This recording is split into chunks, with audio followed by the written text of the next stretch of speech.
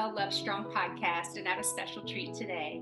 I'm here with fellow mama and friend Kendall Knight. Everyone calls her Honey, and we're here in her loft. So she is a yoga and home fitness kind of like extraordinaire. And then she also just has a lot of really good health and wellness, different kind of like woo-woo stuff that she's really educated in. And so I'm so excited to have this conversation with her. Today we're talking about something called embodiment.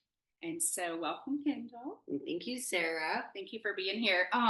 Let's just jump right in. What does embodiment mean to you? So embodiment for me really is coming back to myself. Mm-hmm. So I know for a lot of people, they can think of embodiment in different ways, like, well, what are you embodying this, da-da-da. But for me, embodiment, when I think of it, is how am I coming back to myself, back to my home, back to my own, back to capital K Kendall or capital S self. Yes, like, okay. right to my heart space. Okay. It's actually a huge reason why I even called my business Home Yoga. Right. Is because how can I come back to my home? And when I even think of it on a larger scale too, or maybe even an extra scale to that, is embodiment represents when I'm coming back to my home, just slowing down, finding my breath, feeling my feet on the ground, and feeling that grounding effect so that I can move out into the world, whatever the world looks like, whether it's just being at my house with my kiddos and everything, or the people that I care for, or I love outside of my family. And how can I stay grounded in that? So that's what embodiment really is, coming back to myself. Yeah, okay, I love that. I always thought of embodiment as like being in my body and feeling all my feelings. And so for the longest time, especially when Mary Elizabeth was first born and diagnosed, I don't think I was in my body. I think I was dissociated. And so I knew everything that was going on, and I knew how hard it was and how scary it was and how painful it was. But I didn't stop and allow myself to sit in that stillness of all the yuckiness.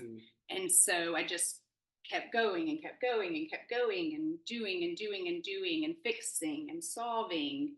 And it wasn't until I found yoga, hot yoga, which is why I wanted to talk to Kendall, because I feel like there's a lot to yoga, and I want to talk specifically about it, because for the longest time I didn't want to do yoga. And we'll talk more about that, but I feel like once I slowed down and I started sitting in my own stillness, that's when I figured out what embodiment was and what it meant to like be in my body, to be with Sarah, capital S, self. So that's interesting. Okay. All right. So tell me just a little bit about your story, how you ended up on the podcast, like you're a mama, like we are, and then how you kind of got into yoga and fitness and health and wellness and all the things. So I've been in health and wellness for over 26 years now, and I started working in a gym at a very young age. My dad was a bodybuilder, so that was kind of ingrained in me as a very young person, lifting weights and doing all the things. And then I was still not an adult yet in my teen years, and I found yoga, and it was very different because, I mean, lifting weights is great and everything. We all know what it does for you. However, when I found yoga, it was like it just pulled different components. And at that time, I didn't even have Asian, which I'll talk about. My son with special needs. I didn't even have Asian at the time, but there was something there that I could just kind of like, it was like a taste of it, right? That I got, that it filled different parts of me, and physically, mentally, connecting with my breath, connecting spiritually, your soul, however you'd like to put that. It was just really, really different. And I did a little teacher training when I was really young, and I started doing that. I lived very remotely in my 20s in the woods and would teach yoga at like super groovy. Yeah. I like it. I'm kind of off the grid, and I was teaching at greenhouses and things, and then I had Vision, my son, who is 18 now. He has autism, apraxia disorder, ADHD, all this stuff. Which kind of comes with autism. And he's minimal verbal communication. But anyways, we moved from Canada. I was there for a long time. And then I ended up having to live my incredible 7 acres of forced air heating home and my soap company there and my little country life of homesteading to come to big old Houston. And I had a second child as well at that point, who was a little itty bitty thing, my little Nixie. And we came here and just kind of got into the swing of things in Houston and got into the thick of Dejan's life at 6 years old with autism. So that's when he was diagnosed. He was actually diagnosed at 3. Oh wow! Okay. Yeah. So Dejan was diagnosed at 3 in Canada at the Glen Rose Rehabilitation Hospital. He was already in a community-based school, like a little preschool, but through the government because he was already showing signs. Right. So yeah. To be diagnosed that early. I mean, everyone who's a mama here knows what that means. Exactly. So. And we lived right on. So we were right on the cusp of a reservation, so they typically we had a lot of good services at that point for how little it was. Yeah, that's good. So so then we came here, and then I've been all over the world, which we'll talk about more of all the different schools and therapies and things. I want to talk a little bit about yoga for a minute. Okay.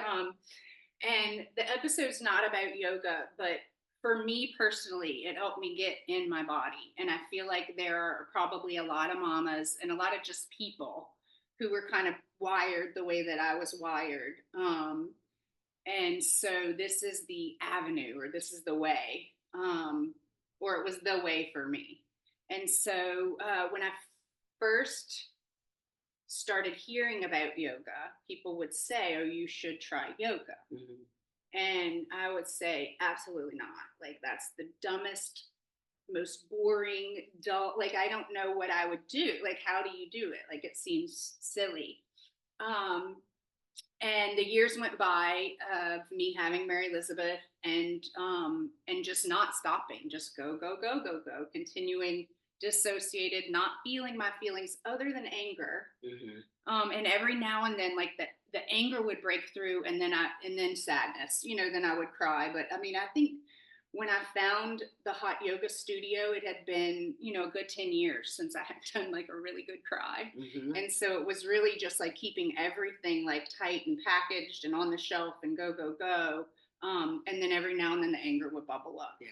And so when I finally got myself to the yoga studio and I sat there, and it was, quiet other than the instructor giving, the different poses, and my breathing, I cried the entire class. Just cried, couldn't stop crying. And after the class, I was so embarrassed, number one, even though no one was looking at me, but I was so embarrassed. The instructor came over and gave me a hug, and she said, you're right where you need to be. Come back tomorrow, please. And I was this is for, I cannot believe. And she said, everyone here is type A, full steam ahead, perfectionist, people pleasing, just can't stop, with the doing. And you're in the right place. And so I kept going back, and I hated it for a long time. I love that you said that you hated it, I hated it, but I knew it was good for my body because I was feeling some feelings, which I think is part of why I hated it so much. But I just kept going back, and there's a section and I don't know if they do this in every yoga or not, because I've literally only done hot yoga, because remember, I thought yoga was dumb. And so they do something called shavasana, which Hmm. is they call it the corpse pose, which is like really you're laying on your back with your hands up and you're still. And I could not shavasana to save my life. Like I would, you get a bunch of different like opportunities to do it during the class, and I just couldn't settle. I couldn't settle. I could pretend to settle, right? And I did that for a very long time. But like Hmm. I'm wiggling, I feel the sweat, I'm wiping it away, I'm touching my face, I'm just all of the things. And then one day it clicked, and I fell asleep in yoga class, y'all, during shavasana. Hmm. And I thought, this is it. Yeah. This is it. This is what I'm supposed to be doing. This is what my body needs. This is what it wants. This is what it's craving. This is what it's been trying to tell me all along. Yeah. And so that's kind of my experience of like not wanting to do yoga, of like, no, no, no. And like whatever preconceived idea or notion I had about it that was, obviously false. Um, and then really powering through the hard part, which was the beginning where I did have to sit still with myself and all those feelings and everything that I had kind of avoided by continuing to like just go and run. To now I kind of crave it. It's like Hmm. when I feel myself getting too hyped up, and even if it's a good hype, right? Yeah. It doesn't matter. Like now it's irrelevant. Like when I feel my central nervous system like Hmm.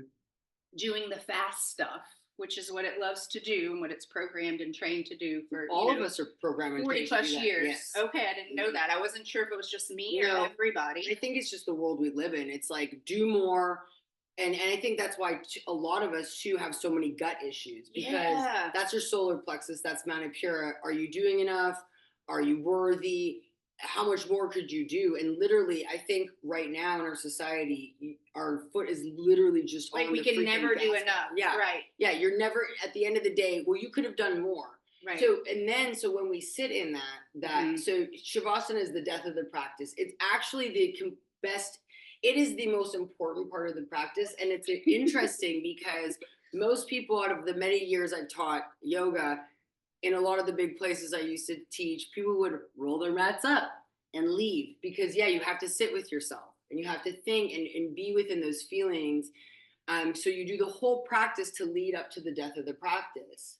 I Yeah, never, I see, I didn't know that. it's the Yeah. most important part of the practice. Man. It's All like right. if a teacher, you need to sit within that moment. You just did all of this work, so then how do you process it? And that's Mhm. what we do too with everything that we do. I mean, we're just constantly like, how can we do more? How can we do better?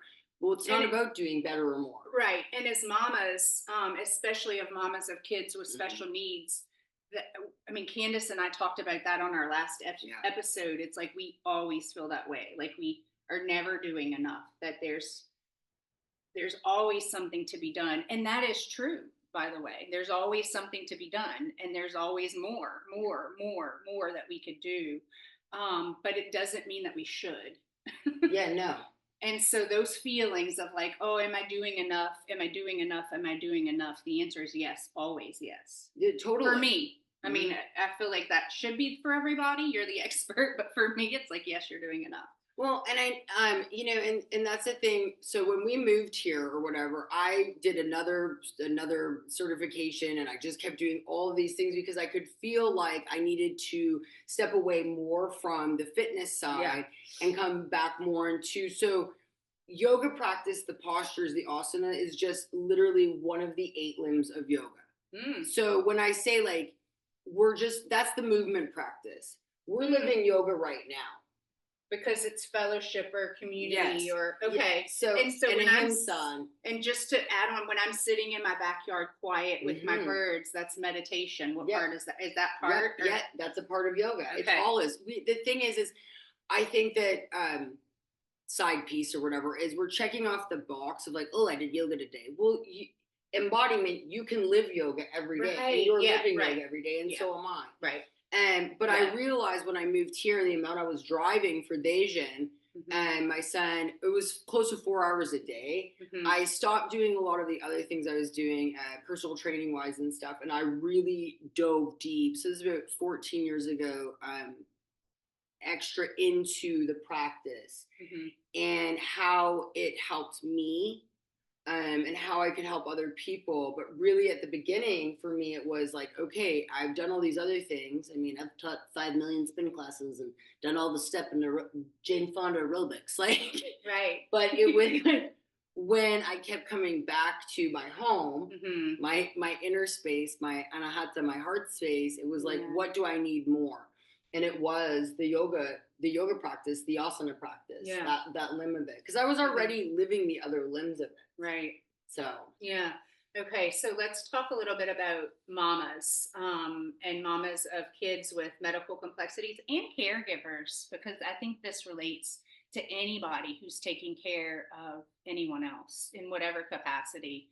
Um, how do you even start something like this, and what does it look like, the path? And so I can add my personal stuff, but you also have a lot of experience with that. So let's say a mama's watching this and she is like, oh, I'm on that autopilot, I'm dissociated.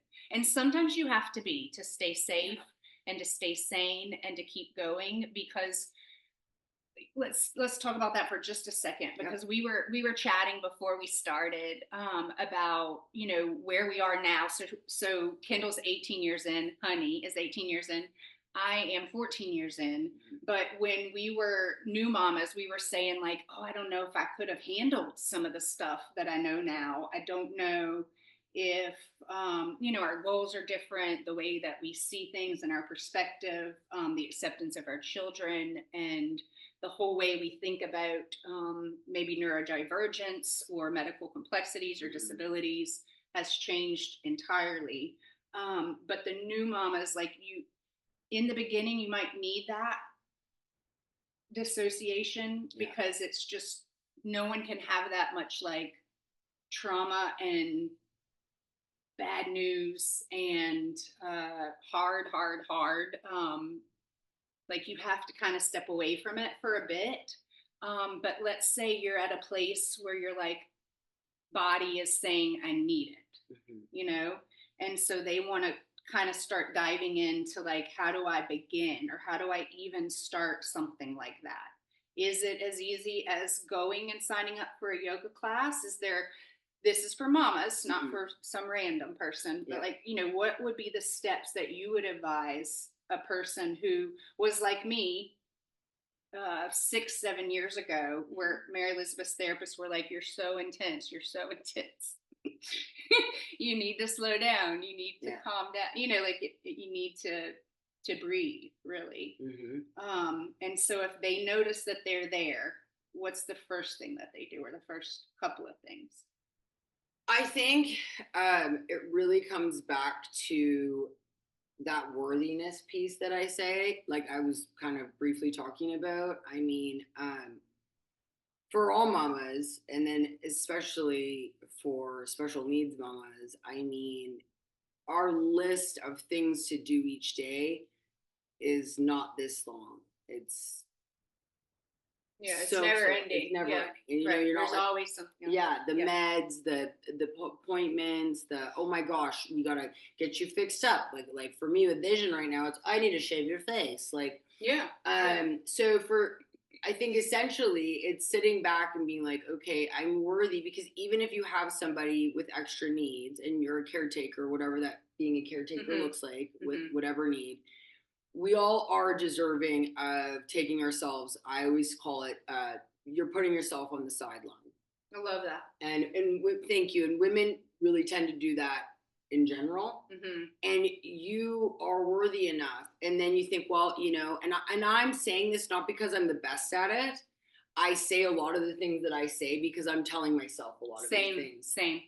Same. It's like something I'm working on. Yeah, totally. Or something that I know to be true that I'm really still working on, because it's very hard. Totally. Yeah. Right? Like, I am enough. Oh, and you sit there and you're saying stuff, and in the morning sometimes I'll say stuff in a class after yoga, and someone will go, oh, that's so amazing you feel that way. And I'll go, actually, I really was saying that because I wasn't feeling that way. I needed to hear that. Like, exactly. Okay, because people talk about, and this is for new mamas, for newborns too, where they say like, you sleep when the baby sleeps, or like, you can't take care of the baby if you're not well. And so special needs mamas hear that, of like, you're just as important as the child, or the child's not going to be okay without you. But it's very hard to make that connection from like, I am the most important thing right now in this moment to take care of myself versus the 800 million things that you do for your kids. So I'm glad you said that, because it is a worthiness thing, and I struggled with that, and still, I don't know if I struggle with it, but it's still challenging on some days where I'm like, no, no, no, no, no, actually, this is very important. Yeah, I have to do it, because then that guilt and that shame of like, yes, okay, oh, I went to this one yoga class, or like, and anything. And so I think that's the first piece, is just understanding that you are worthy. The countless hours you're putting in, you deserve. And I think I call them gentle goals. And I think that a lot of times we create these insane goals, and that's why people can't stick with them. Create a gentle goal. I do a goal list the beginning of every week. Every month I do one, and it's gentle. And it might be something that I'm already doing, but I'm like, hey, I just need a reminder that I'm going to do that.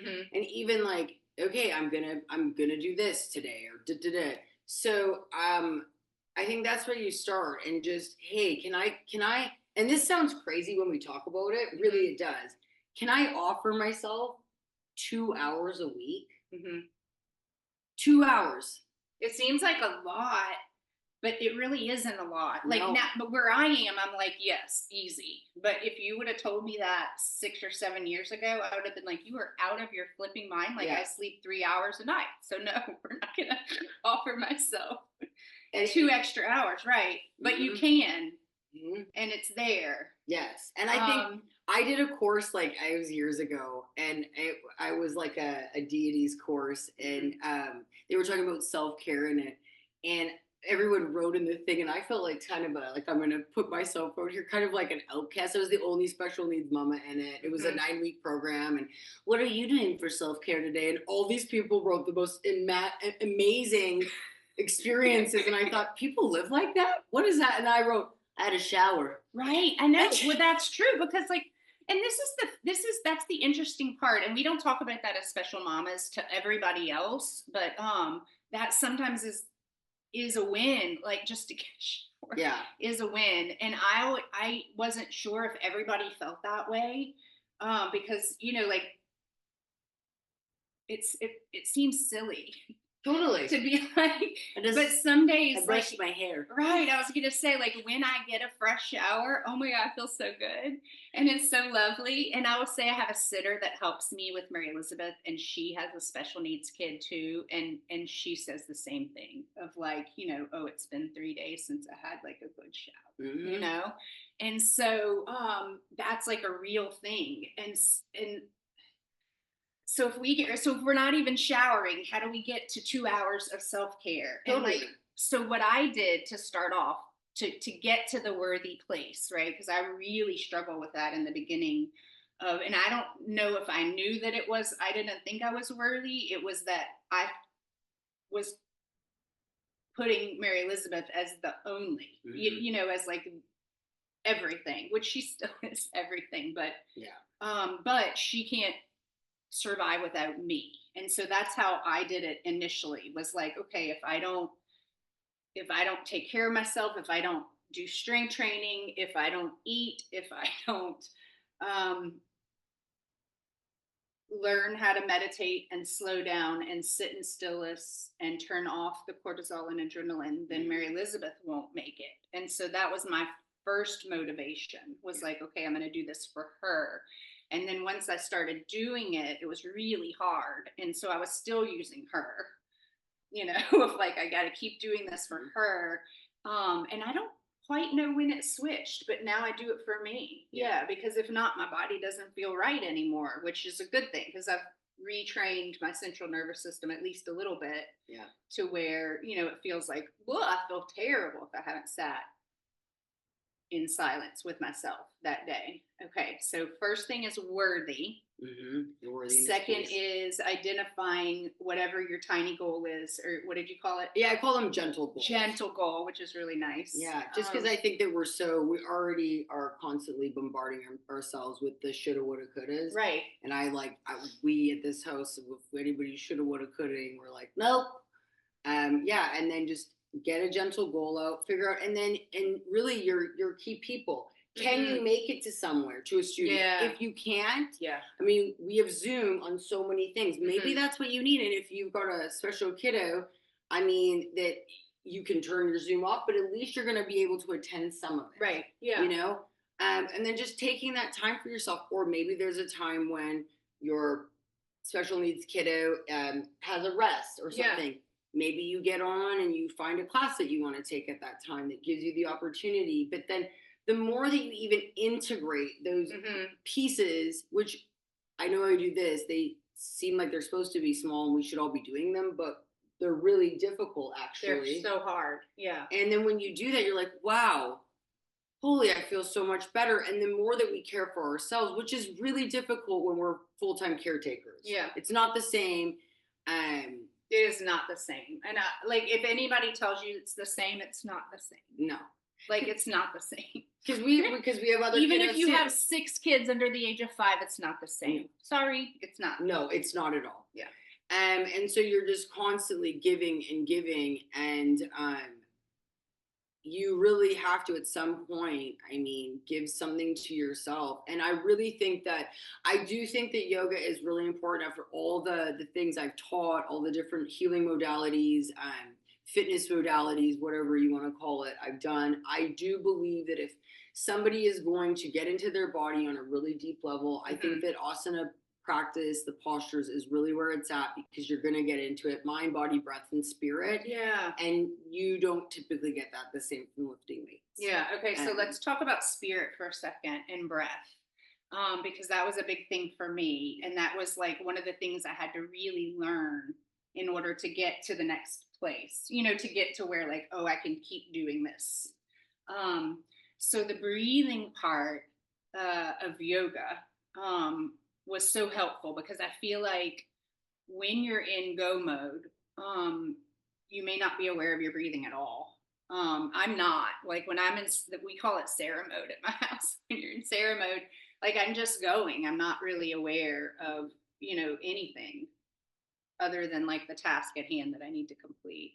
And so what I do to bring myself back to myself is I will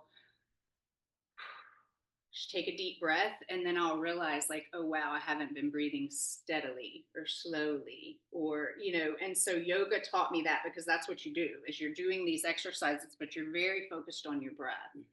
And if you're not breathing right, you're not going to make it in hot yoga. and so it really, like, you know, trained me to be conscious of my breathing, to be aware of the way that my breathing can speed up or slow down my heart, to be aware of the way that my breathing can either contribute to or take away the anxiety, the sadness, the anger, all of it. And so I didn't know that there was such a connection between that, but I know that now, you know. And so when I feel those big emotions, or when I feel myself in Sarah mode, I just stop and start breathing. And then if it's a feeling that's coming up, then I breathe through it so that I don't have to keep having it in my body. But like, what would you say for someone who is noticing, like, that they're unaware of their breathing at all? Well, I think even with the breath as well, and movement and everything, I mean, once you start acknowledging it, like, oh, I'm holding my breath. I mean, I've been teaching for so long. A lot of people have been with me for a long time, and I'm like, hey, are you holding your breath right now? Right. You know, and then, oh, wow, you know, because what happens is we brace and clench, and then what do you typically do? You hold the breath.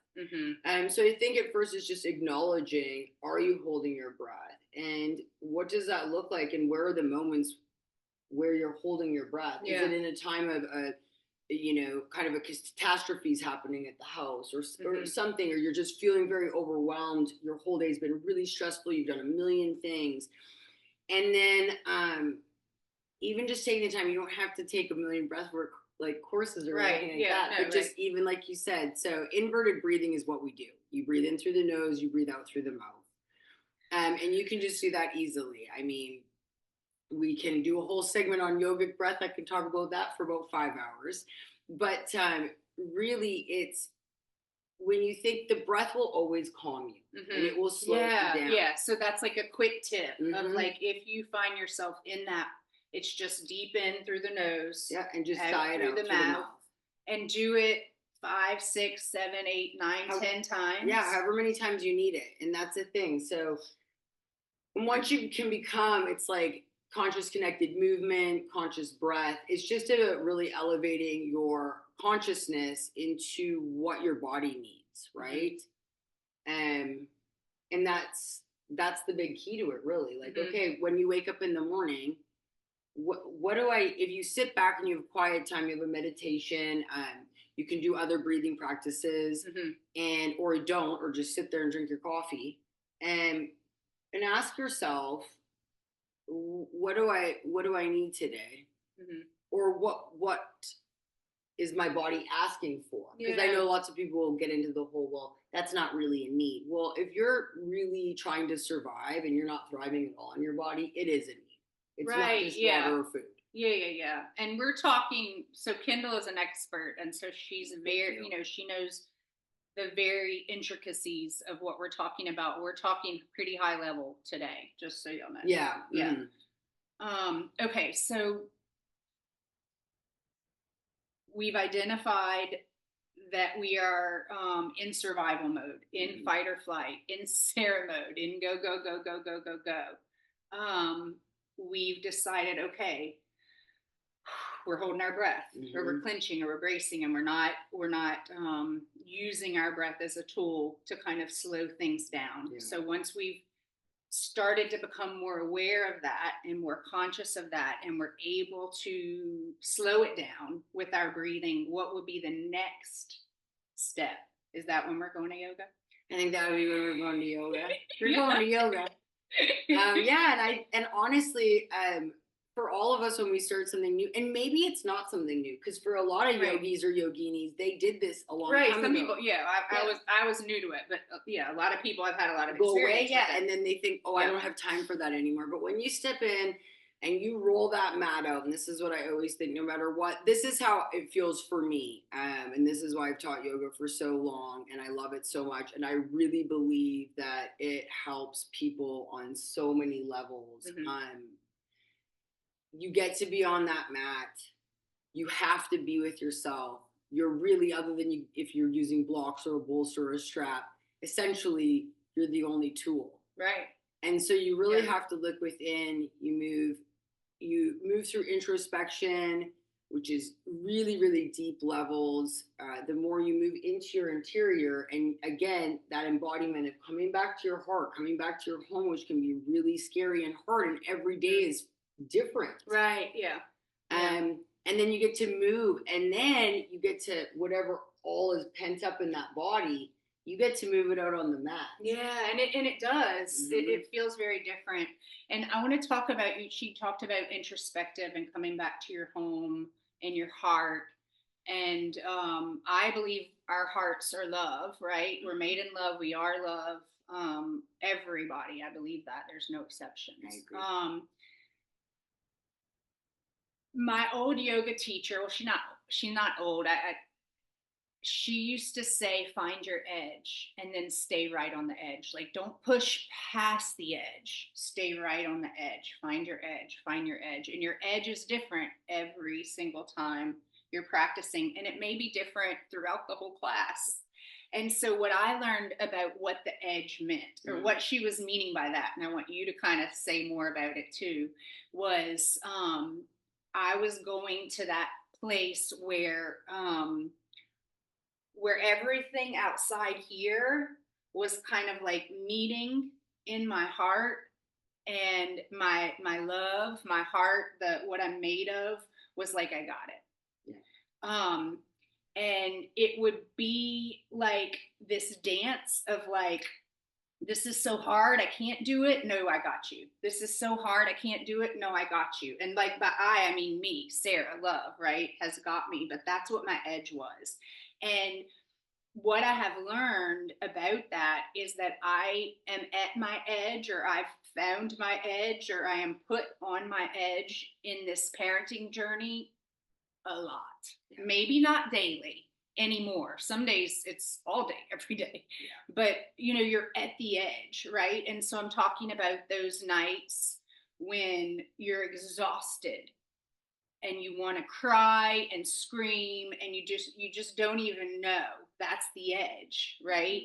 And it's like, do we keep going?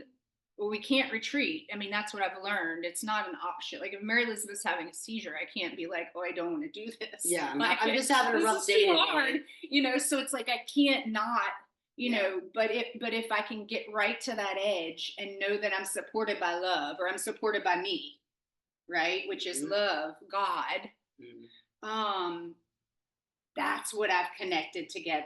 And that's what's made all the difference for me in my day-to-day life and in my central nervous system and the way that I move about the world now, and the way that I like respond and react and manage Mary Elizabeth and her care.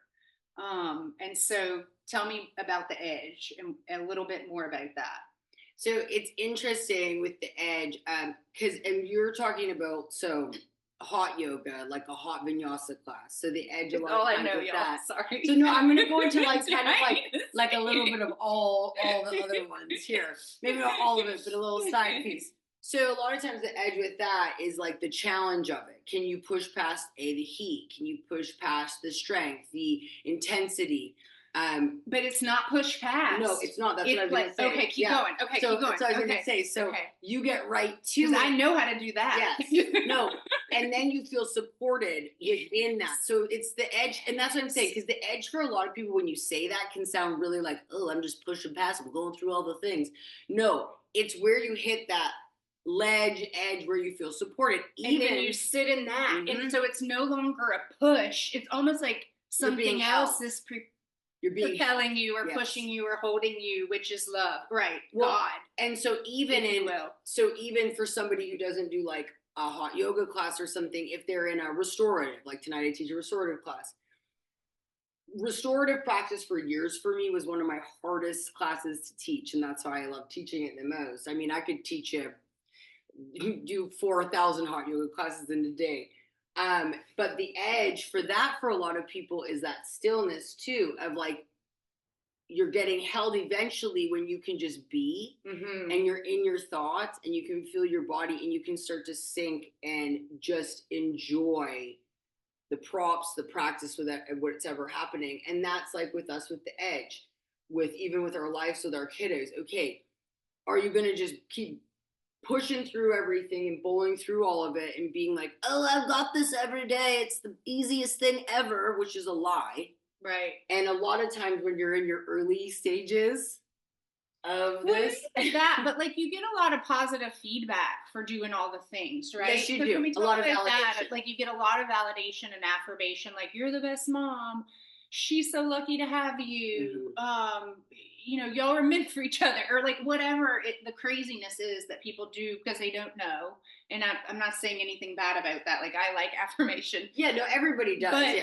But it's like, we're getting rewarded positively for something that's going to run us off the tracks later on. And so I think that's the part of like, we have to be very cognizant and aware of like, in the beginning, you have the stamina, you have the energy, you have the years of banked sleep or whatever it is. And so you can go full steam ahead for a really long time. Like I went a full decade. And so I'm talking about like pulling back from that. And so you're talking about, all right, we're on the edge in parenting. I'm sorry, I interrupted. No, that's great. No, okay. I love the back and forth. That's wonderful. Okay. Yeah, and that's the thing. It's just like finding that edge, no matter with as we're moving through this with the yoga practice, but just through your own life. And that's why I think the whole, aside from yoga, I guess we're talking about yoga, but the self-love, the self-care piece of I am worthy and I'm enough to do these things.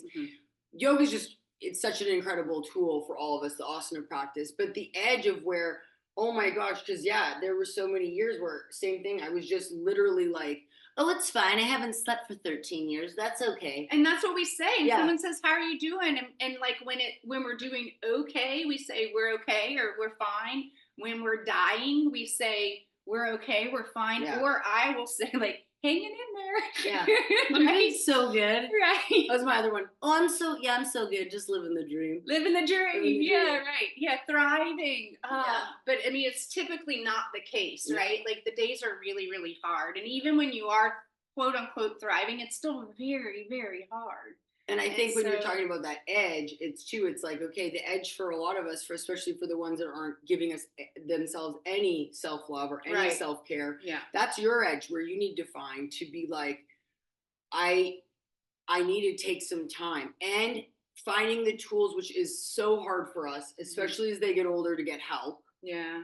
It's a lot easier when they're younger. When you Mhm. have more bigger people with the same I was stuff gonna going on. say, yeah, Mary Elizabeth. I always worried, like because she is so cute. She's still precious and Oh yeah, adorable. she's so cute. But a baby's really cute, a toddler's really cute, an elementary kid is really cute, a middle schooler is not always so cute. Mine is still. But when they get to be teenagers and young adults, then no one is looking at them the same way that we're looking at them, like our child who's disabled, who's still a child even though they're 20 or 30 or whatever. And so I think that's important, yeah, of um of knowing that Totally. that's coming. And so when they are smaller, you do have a lot more support and you have a lot more people looking at you kindly would be the right way to say it, or compassionately or empathetically. Yep. And like as your kid gets older, it turns into disdain sometimes, disgust, confusion, um aggression. Like I don't know. I mean, yeah, it shifts, which is devastating. And I'm just in the beginnings of that, but I'm kind of like seeing, not that anybody's ugly to Mary Elizabeth, but like also no one's gushing over her like they did when she was a baby. Like, you know what I mean? So like there is this progression of that. Well, if you think of this is how I've been really looking at a lot of it, especially since I have moved my yoga studio to the loft, which is in my house, to be home more with my son who's 18 with autism, like I said at the beginning. The volume is just getting turned up. Yeah, that's what I always think. The volume is just turning up. We were here for a while, and I thought that we were going to stay there. Maybe it'd start turning down, but as the older Dejan gets, the volume is just turning up more. So what can I do within those moments? And finding the people too. I mean, that was one of the biggest reasons why I started home yoga and I had my space in Spring, Texas, was because I worked all over the city when I lived here. And I don't even know at that point now in my 40s how the heck I did any of it. Right, yeah. With zero sleep, running Dejan to and from therapy and special schools and stuff, plus working. Like, what was I on? But realizing when I opened up my home yoga, and that's the same here, home yoga for me was a place of, yoga means union, first of all, but a lot of places are not union based. And I needed somewhere where I knew that other mamas, like I needed to bring Dejan to work a lot.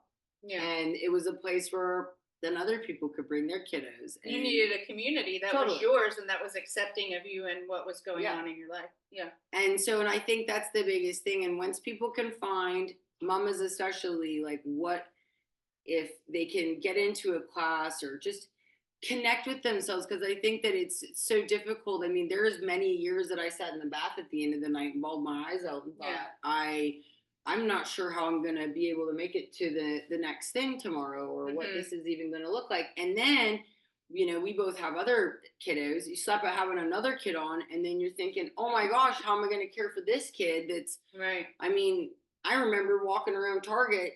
Dejan was a little boy, about 4.5, 5, and crying and having meltdowns. And I have a little person, I guess he would have been a little bit older than that, but that I'm like almost treating like an adult. And he was the littler one, and and then figuring that out. And then what do you need at the end? And just finding support systems, which aren't always easy. None of this is fully easy.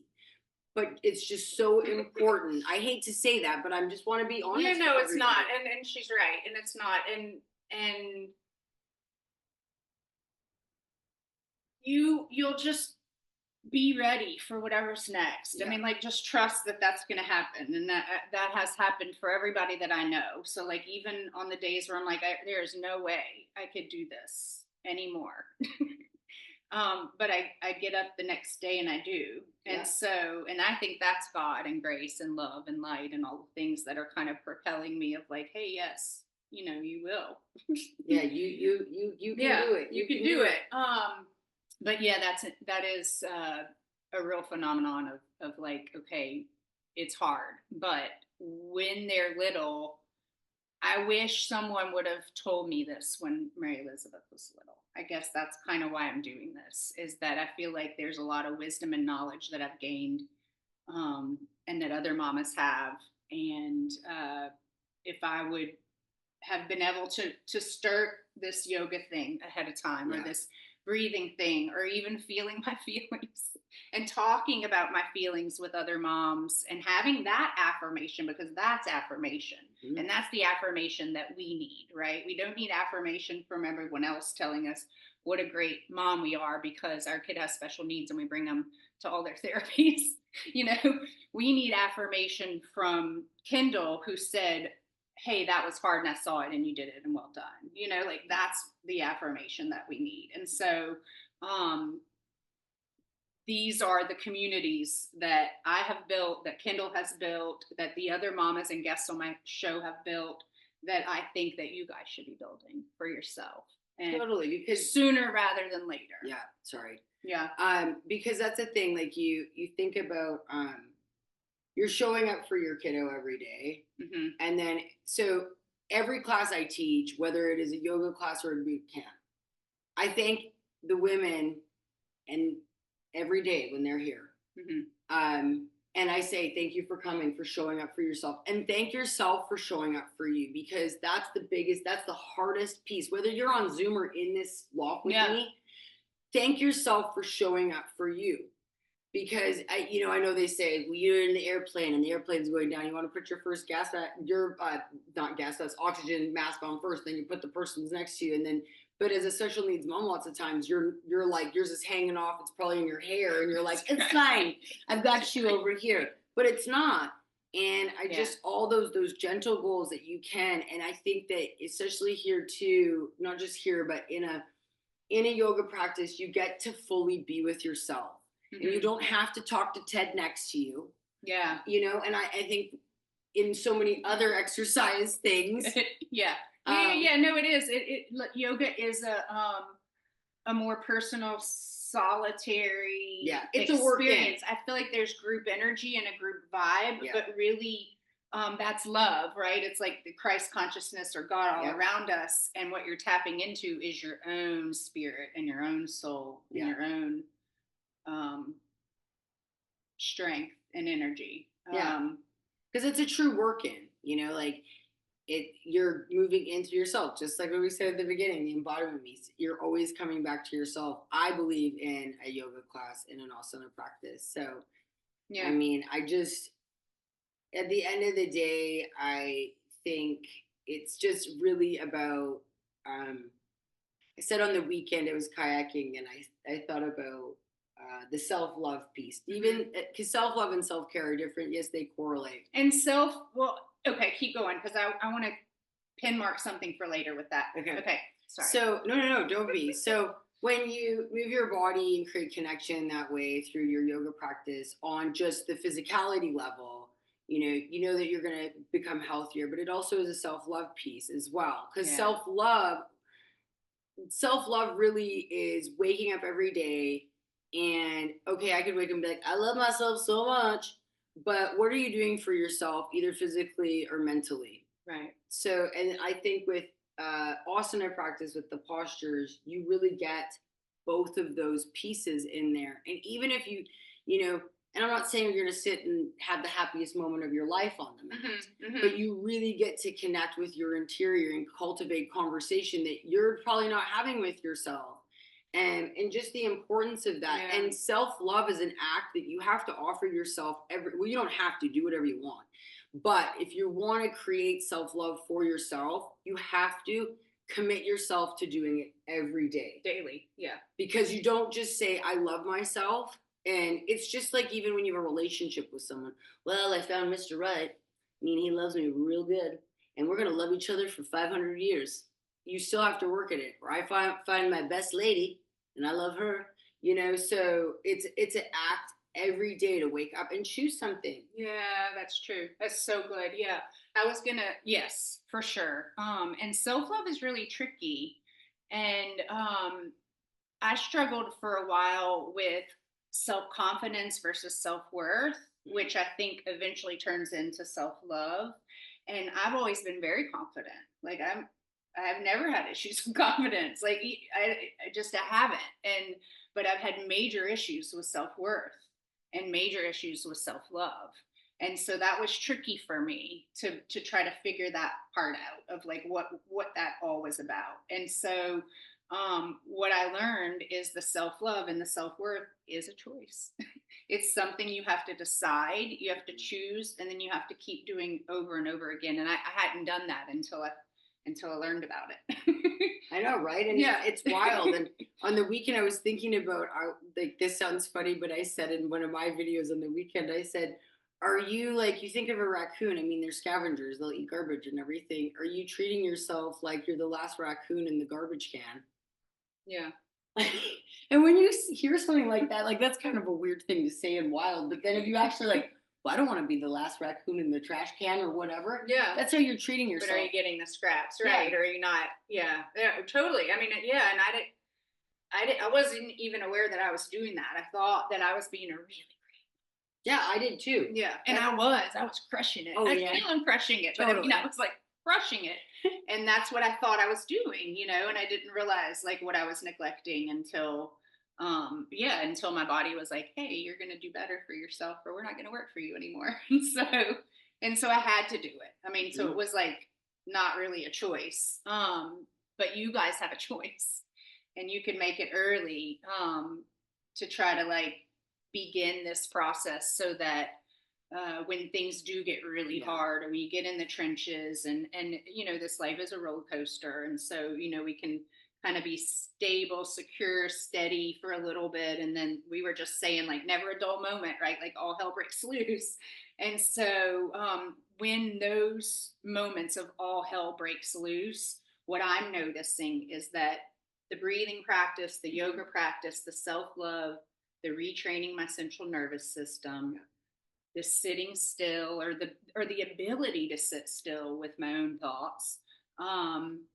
It makes those trenches, they're still very hard, but there's something lovely about them now. And I don't know how to explain that, but it's like they're beautiful but brutal. But I can see the beauty, whereas before I just hated every second, and that was where all the anger was coming, and like this isn't fair and all the things. And now when I'm like holding her in the middle of the night while she's having a seizure, throwing up, and just like I'm exhausted, it's kind of like I can be like, we're here together. Yeah. I'm here with me. Love is supporting us, God is here, like. And then I'm kind of even further now where I'm like thinking about my mamas who are also in the trenches, or I'm thinking about the other people in the world who are suffering. And so then I just tap into that collective, I do too, strength and vibe and love. And it's almost like, not that I want to be in the trench ever, but it's almost like, oh, I can do this. And it used to be like, I don't want to do it, I can't do it, like it's so hard, I just don't want to do it. And so now I'm like, yeah, I can do it. Yeah, because you're coming back to too, like, and that universal vibration of love. Yeah. Because like you said, we all are made up of love. And that's just, again, coming back to your home. Your home is your heart. Yeah. And if you can soften your heart, and this has been the biggest thing for me, because I have a lot of yang energy. We both do. Yeah, I mean, yeah, like I was going to say, we're both pretty intense, y'all. So for me, if I don't, that yoga practice every day, right, it really changes it for me. And when Dejan broke his back last year and I was in the hospital for 5 weeks, I always like to think of myself as a very flexible person. I mean, my body is flexible, but my insides aren't very flexible. Yeah, right. And what I realized of the many years, the 26 years or whatever it's been, is I had a mat and I would do my postures and I do my practice in the hospital. So I still had something that could bring me back to and my it was body. familiar. Yes. And felt good and felt and made me feel grounded, even though I was sitting in the hospital in ICU for weeks on end, not getting to touch the earth that I'm used to and walk barefoot and be with nature. And but it brought me back, and that's why I'm just such a believer in having that as really a tool, like a tool in your medicine. Yeah, that's totally what it is. Yeah. I think you're right. That's exactly. It's just like another tool that we have to survive this life, and then also to enjoy it. Yeah, to experience it, which is like all of it, I guess, good, bad, um and ugly. It's like the good, bad, and the ugly, but we get to experience it all. Yeah. Okay. So anything that we haven't talked about that you think is important to mention for our new mamas? I think we've touched on a lot of different aspects of it, but I think honestly, really allowing yourself to feel. I know that in my early stages, I really, fake it till you make it. Oh, yeah. That was like my thing. Because like you said, everybody, you're doing so great. You're the best mom. And just being like, wow, you can sit back and find the right people that are going to support those and not tell you, because this was the other thing that I found. Even as Dejan got older, I really now am very careful of who I kind of allow into my field with him. And as you get older, you notice it and feel it more and more, because I mean, there were times where I needed to cry, but I knew I didn't feel the support from maybe the other person. And now, and you don't need somebody either telling you, hey, you're fine. You're fine. Well, obviously, I'm really not fine. Yeah. And so I think it's really important to give yourself the opportunity to feel your feelings. Yeah. To not label them or judge them. So feel it.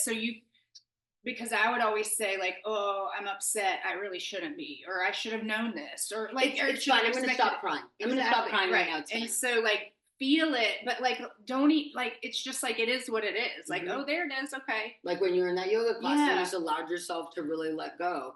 It's important to do that, because if you continue to, and this is my journey too, is have more of, like I said, that yang energy, so it's easier for me to get hot rather than let the steam out, almost like a boiling pot. And there's the lid doing this, and it's like, so if you just let the lid off, where's the steam gonna go? It's gonna go out. It's gonna start calming down, just like the tears that fall down your face.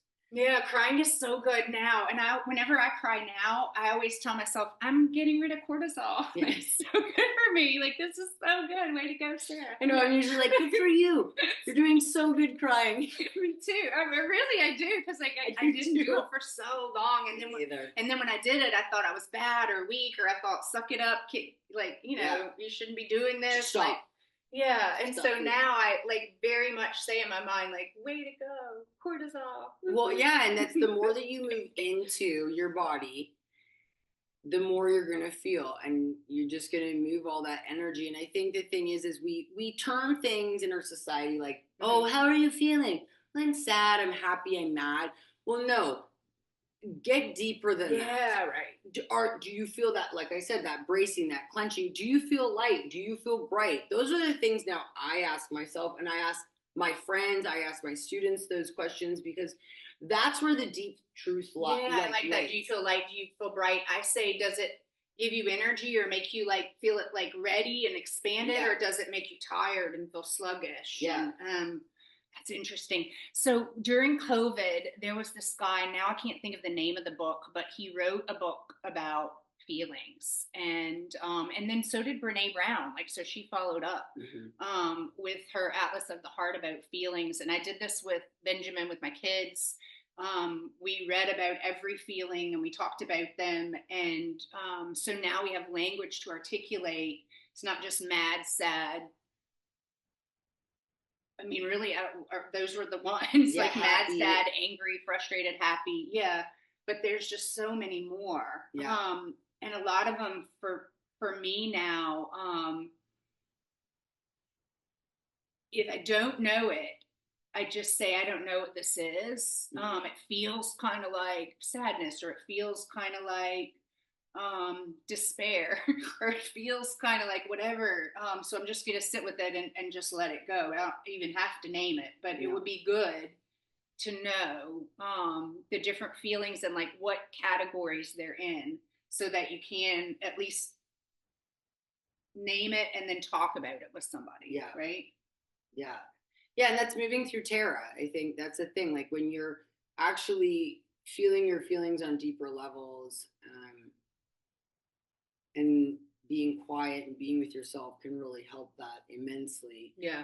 And then just associating, okay, well, this is how I'm feeling. But yeah, as the time goes on, really looking after yourself as best you can. And you can't listen to somebody, I'm sorry, because going back to that one course, when I said that thing, and everyone's like, oh, we're doing these special things. And then the lady that was running it, and no names mentioned, but she said, well, that's not really self-care. And I said, well, for me, that's what I got. Yeah. So you wanna make sure that you're also getting good information and good backing from people that also understand. Yeah. They may not be walking the exact same path as you, but they have the empathy and kindness and connection to understand some of what you are going through. Yeah, totally. And I want to say something about that, because especially in the beginning, you know, you have all these friends already, you have family, you have close acquaintances, and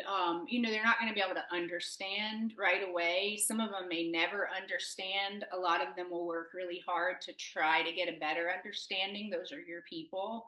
But then a lot of them won't, and a lot of them will try to get you, and I don't know why they do it, and I'm not saying there's anything wrong with them for doing it, but I'm saying it's not a good place for you to get you to keep going, right? Like, so I would have, you know, friends, especially I had this one mom friend who had a bunch of small kids, and so she would constantly compare, and I was like, is this actually not? But then that made me feel like, oh, I'm not working hard enough, or I'm not, you know, like, or whatever. And so what Kendall said is really important, of like, you do have to get the advice and the information from people who know what you're doing on a day-to-day basis. Yeah, and you can have relationships with other people, but you know, like have all your friends, like we're saying that, but it's just different. It's but you shouldn't be getting advice or information from those people. No. Yeah. No. Unless they're just really good at yoga. No. Yeah. Unless they're just the best. Right. Okay. No, so. Yeah. All right. So last question, and I ask this for all my guests. What are you currently doing to live well and love strong today or this week? So for me, and this goes back to the whole woman piece, the guilt and the shame and everything. I have non-negotiables now that I do every week.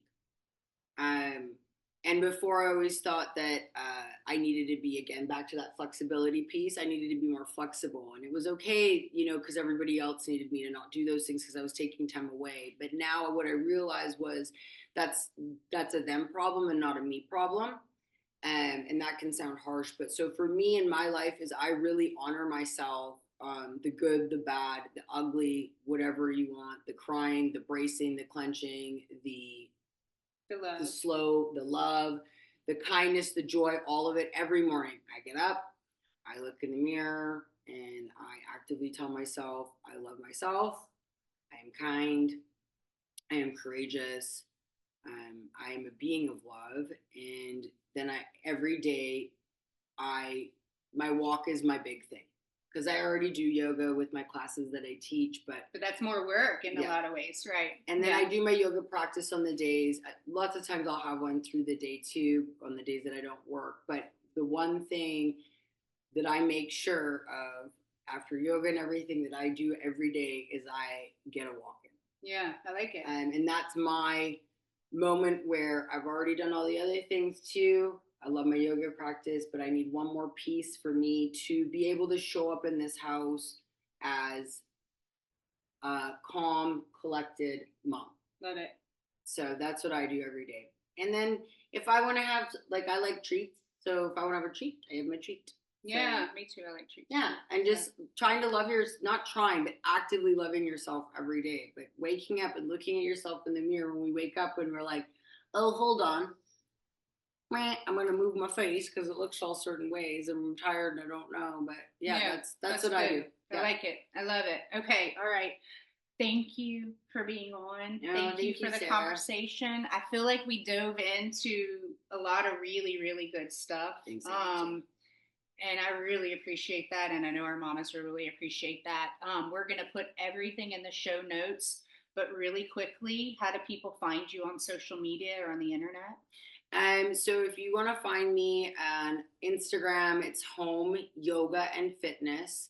I also have a website. It's www.homeyogaandfitness.com. If you're just wanting to start a yoga practice and you message me, all my links are on there. Say you cannot get out of your house, and I get that. You know, there's lots of times we can't leave. Right. And you want to try out a class, just text me. My phone number is on all my stuff. I only give the address out to the loft if you've reached out to me and come, and then I give the address for up here. But all Zooms are accessible on the website, and I will let you in. And then it might just be that little taste that you get to offer yourself. To get you going. Yeah, right. To get yourself off the sidelines. That's it. I like it. All right, y'all. Thanks for listening in, and we'll catch you next week. Bye, guys. Bye.